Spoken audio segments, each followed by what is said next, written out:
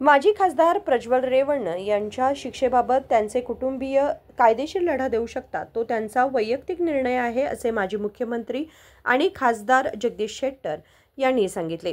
शनिवारी बेळगाव येथे पत्रकारांशी बोलताना त्यांनी सांगितले की कायदेशीर चौकटी जे काही व्हायचं ते होईल, त्याबाबत प्रश्न उपस्थित करण्याचा विषय नाही।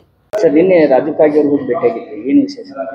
ನಿನ್ನೆ ಪ್ರಭಾಕರ್ ಕೋರೆ ಅವರು ಹುಟ್ಟುಹಬ್ಬದ ಕಾರ್ಯಕ್ರಮ, ಅಲ್ಲಿ ಪ್ರಕಾಶ್ ಹುಕ್ಕೇರಿ ಅವರು ಬಂದಿದ್ದರು, ಗಣೇಶ್ ಹುಕ್ಕೇರಿ ಬಂದಿದ್ದರು, ರಾಜು ಕಾಗೆ ಅವರು ಬಂದಿದ್ದರು, ಮತ್ತು ಕೆಲವು ಮಾಜಿ ಶಾಸಕರು ಬಂದಿದ್ದರು। ಎಲ್ಲ ಪಾರ್ಟಿಯವರು ಡಾಕ್ಟರ್ ಕೋರೆ ಅವರ ಹುಟ್ಟುಹಬ್ಬದ ಶುಭಾಶಯ ಕೋರ್ಲಿಕ್ಕೆ ಬಂದಿದ್ದೆ। ಒಂದೇ ಸ್ಟೇಜ್ ಮೇಲೆ ಇದ್ವಿ ಮತ್ತು ಒಂದೇ ಸ್ಟೇಜ್ ಮೇಲೆ ಸುಮ್ಮನೆ ಜನರಲ್ ಆಗಿ ಮಾತಾಡೋದು ಮಾತಾಡಿದ್ವಿ। ಅಂದರೆ ಅವರು ಸರ್ಕಾರದ ಅಸಮಾಧಾನ ಇರ್ಬೋದು, ಅಲ್ಲ ಅದ್ರ ಬಗ್ಗೆ ಅದು ಚರ್ಚೆ ಮಾಡಿಲ್ಲ।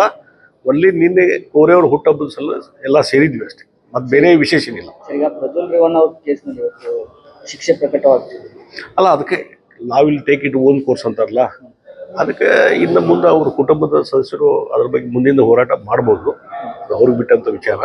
ಅದಕ್ಕಾಗಿ ಈಗ ಒಂದು ಕಾನೂನಲ್ಲಿ ಕಾನೂನು ಚೌಕಟ್ಟಲ್ಲಿ ಏನು ಜಜ್ಮೆಂಟ್ಗಳೆಲ್ಲ ಬಂದಿದ್ದಾವೆ, ಅದಕ್ಕೆ ಕಾನೂನು ರೀತಿ ಏನು ಮುಂದೆ ಏನಾಗಬೇಕು ಆಗ್ತದೆ ಅಷ್ಟೇ। ಈ ಮೀಟಿಂಗ್ ಬಗ್ಗೆ ಈಗ ಡೆವಲಪ್ಮೆಂಟ್ ಮೀಟಿಂಗ್ ಯಾವಾಗಲೂ ಪ್ರತಿ ತಿಂಗಳು ಮಾಡ್ತಾರೆ, ಮತ್ತೆ ಇವತ್ತು ಮೀಟಿंग ಮಾಡ್ತಾ ಇದ್ದಾರೆ।